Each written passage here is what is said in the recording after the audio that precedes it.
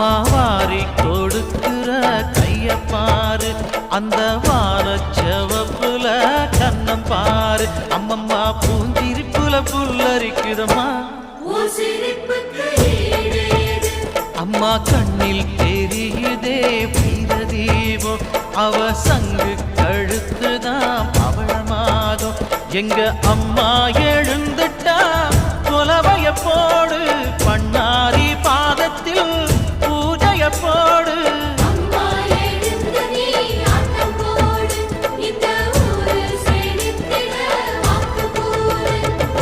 தாயே திரிசூ